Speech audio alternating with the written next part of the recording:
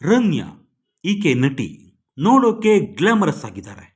ಈಕೆಯ ತಂದೆ DGP ರಾಮಚಂದ್ರ ರಾವ್, ಆಂಧ್ರ ಪ್ರದೇಶದವರು.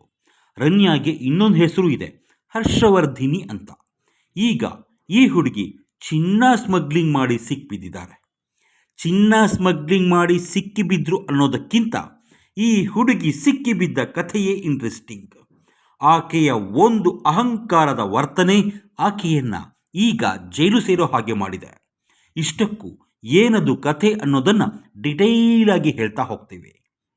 ರಮ್ಯಾ ಅನ್ನೋ ಈ ನಟಿ ಸುದೀಪ್ ನಟಿಸಿ ನಿರ್ದೇಶಿಸಿದ್ದ ಮಾಣಿಕ್ಯ ಚಿತ್ರದಲ್ಲಿ ಎರಡನೇ ಹೀರೋಯಿನ್. 2014ರಲ್ಲಿ ತೆರೆಗೆ ಬಂದಿದ್ದ ಸಿನಿಮಾದಲ್ಲಿ ರವಿಚಂದ್ರನ್ ಸುದೀಪ್ ಅವರ ತಂದೆಯ ಪಾತ್ರದಲ್ಲಿ ನಟಿಸಿದ್ರು. ವರಲಕ್ಷ್ಮಿ ಶರತ್ ಕುಮಾರ್ ನಾಯಕಿಯಾಗಿದ್ದರೆ, ಈಗ ಅರೆಸ್ಟ್ ಆಗಿದ್ದಾರಲ್ಲ ರಮ್ಯಾ ರಾವ್, ಇವರು ಸೆಕೆಂಡ್ ಹೀರೋಯಿನ್. ಇಂತಹ ಹುಡುಗಿ ಈಗ ಚಿನ್ನ ಕಳ್ಳ ಸಾಗಣೆ ಮಾಡಿ ಜೈಲು ಸೇರಿದ್ದಾರೆ. ಮಾಣಿಕ್ಯ ಹಿಟ್ಟಾದರೂ ರಮ್ಯಾಗೆ ಅದಾದ್ಮೇಲೆ ಒಳ್ಳೆ ಸಿನಿಮಾಗಳು ಸಿಗಲೇ ಇಲ್ಲ. ಗಣೇಶ್ ಜೊತೆ ಪಟಾಕಿ ಅನ್ನೋ ಚಿತ್ರದಲ್ಲಿ ನಾಯಕಿಯಾಗಿದ್ದ ರಮ್ಯಾಗೆ ತಮಿಳಿನ ವಾಘ ಅನ್ನೋ ಇನ್ನೊಂದು ಸಿನಿಮಾ ಸಿಕ್ತು ಅಷ್ಟೇ. ನಟಿಸಿದ್ದು ಕೇವಲ 3 ಸಿನಿಮಾ. 2017ರ ನಂತರ ಸಿನಿಮಾಗಳು ಇರಲಿಲ್ಲ. ಹೀಗಿದ್ದ ರಮ್ಯಾ ಜಿತಿನ್ ಅನ್ನೋರನ್ನ ಮದುವೆ ಕೂಡ ಆದರು. ಆದರೆ ಮಧ್ಯೆ ಮಧ್ಯೆ ಈ ಚಿನ್ನ ಸ್ಮಗ್ಲಿಂಗ್ ದಂಧೆಯನ್ನೂ ಮಾಡ್ತಾ ಇದ್ರು. ಈ ರಮ್ಯಾ ರಾವ್ ಏರ್ಪೋರ್ಟಿಗೆ ಬಂದಾಗಲೆಲ್ಲ ತಪಾಸಣೆಗೆ ಸಿಗ್ತಾ ಇರಲಿಲ್ವಂತೆ.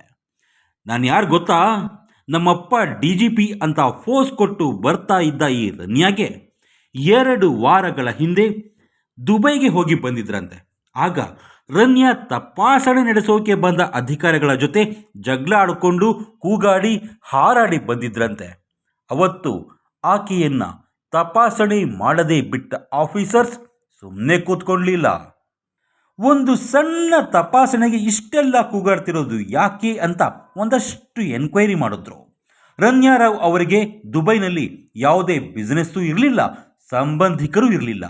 ಪ್ರತಿ ಸರ್ತಿ ಹೀಗೆ ಹೋಗೋದು ಹಾಗೆ ಬರೋದು, ತಿಂಗಳಿಗೆ 2-3 ಸಲ ಹೋಗೋದು ಮಾಡ್ತಾ ಇದ್ದ ರಮ್ಯಾರ ಆಕ್ಟಿವಿಟಿ ಮೇಲೆ ಡೌಟ್ ಬಂತು. ವಾಚ್ ಮಾಡೋಕೆ ಶುರು ಮಾಡಿದ್ರು. ಜಸ್ಟ್ ಒಂದೇ ವರ್ಷದಲ್ಲಿ 40ಕ್ಕೂ ಜಾಸ್ತಿ ಸಲ ದುಬೈಗೆ ಹೋಗಿ ಬಂದಿದ್ದ ಡೀಟೇಲ್ಸ್ ಸಿಕ್ತೋ ಆಗ ಪೊಲೀಸರು ಅಲರ್ಟ್ ಆಗ್ತಾರೆ, ಕಸ್ಟಮ್ಸಿನವರು ಅಲರ್ಟ್ ಆಗ್ತಾರೆ, ಬೇಟೆ ಶುರುವಾಗುತ್ತೆ. ಇನ್ನು ಈ ರಮ್ಯಾ ಈ ಸೋಮವಾರ ರಾತ್ರಿ ಬೆಂಗಳೂರು ಏರ್ಪೋರ್ಟ್ಗೆ ಬಂದಾಗ ಇವರ ಗಂಡ ಕೂಡ ಜೊತೆಯಲ್ಲಿದ್ದರಂತೆ. ಕಸ್ಟಮ್ಸಿನವರು ಹೆಚ್ಚೇನು ಕೇಳಿಲ್ಲ, ಮೆಟಲ್ ಡಿಟೆಕ್ಟರ್ ಇದೆಯಲ್ಲ ಅದರಲ್ಲಿ ಬನ್ನಿ ಮೇಡಮ್ ಅಂದಿದ್ದಾರೆ ಅಷ್ಟೇ. ಮತ್ತದೇ ಡೈಲಾಗ್ ಹೊಡೆದಿದ್ದಾರೆ ರಮ್ಯಾ. ನಾನು ಯಾರು ಗೊತ್ತಾ, ನಮ್ಮಪ್ಪ ಯಾರು ಗೊತ್ತಾ ಅಂತೆಲ್ಲ ಆವಾಜ್ ಬಿಟ್ಟಿದ್ದಾರೆ. ಇಲ್ಲಿ ಇನ್ನೊಂದು ಕ್ಯಾರೆಕ್ಟ್ರು ಇದೆ, ಬಸವರಾಜ ಅಂತ. ಅವನು ಪೊಲೀಸ್ ಕಾನ್ಸ್ಟೇಬಲ್ ಅಂತೆ. ಪ್ರತಿ ಸಲ ರಮ್ಯಾ ದುಬೈನಿಂದ ಬಂದಾಗ ಏರ್ಪೋರ್ಟಿಗೆ ಬಂದು ಪಿಕಪ್ ಮಾಡ್ತಿದ್ದವನು ಇವನೇ. ಅವನು ಅಯ್ಯೋ ಸಾರ್ ಅವರಪ್ಪ DGP ಅಂತೆಲ್ಲ ಹೇಳಿದ್ದಾರೆ. ಆದರೆ ಕಸ್ಟಮ್ಸಿನವರು ಬಗ್ಗಿಲ್ಲ. ಆಮೇಲೆ ಟೆಸ್ಟ್ ಮಾಡಿ ನೋಡಿದ್ರೆ ರಮ್ಯಾ ಅವರ ಜಾಕೆಟ್ಟಿನಲ್ಲಿ ಒಂದಲ್ಲ ಎರಡಲ್ಲ 14.8 kg ಗೋಲ್ಡ್ ಇತ್ತಂತೆ. ಹೆಚ್ಚು ಕಡಿಮೆ 15 kg ಚಿನ್ನ. ಟೋಟಲ್ ವ್ಯಾಲ್ಯೂ 12 ಕೋಟಿಗೂ ಜಾಸ್ತಿ. ಮನೆಯನ್ನೊಂದ್ಸಲ ಚೆಕ್ ಮಾಡೋಣ ಅಂತ ಹುಡುಕಾಡಿದ್ರೆ ಅಲ್ಲಿ 2.5 ಕೋಟಿ ಹಾರ್ಡ್ ಕ್ಯಾಶ್ ಸಿಕ್ಕಿದ್ಯಂತೆ. ಇಷ್ಟಕ್ಕೂ ದುಬೈನಿಂದ ಬಂಗಾರ ಯಾಕೆ ತರ್ತಾರೆ ಅನ್ನೋ ಪ್ರಶ್ನೆ ಇರುತ್ತಲ್ವಾ? ಸಿಂಪಲ್. ದುಬೈನಲ್ಲಿ 1 kg ಚಿನ್ನಕ್ಕೆ 80ರಿಂದ 81 ಲಕ್ಷ ಇದ್ದರೆ ಅದೇ ಚಿನ್ನ ಇಂಡಿಯಾದಲ್ಲಿ 89ರಿಂದ 90 ಲಕ್ಷ. ಅಂದರೆ 1 kg ಚಿನ್ನಕ್ಕೆ 8ರಿಂದ 9 ಲಕ್ಷ ಡಿಫರೆನ್ಸ್. ದುಬೈಗೆ ಒಂದ್ಸಲ ಹೋಗಿ ಬರೋಕೆ 50,000 ಖರ್ಚಾಗುತ್ತೆ. ಹೇಗೆ ಮಾಡಿದ್ರು ಲಾಭನೇ ಅಲ್ವಾ? ಬಂಗಾರ ಸ್ಮಗ್ಲಿಂಗ್ ಆಗೋದು ಇದೇ ಕಾರಣಕ್ಕೆ.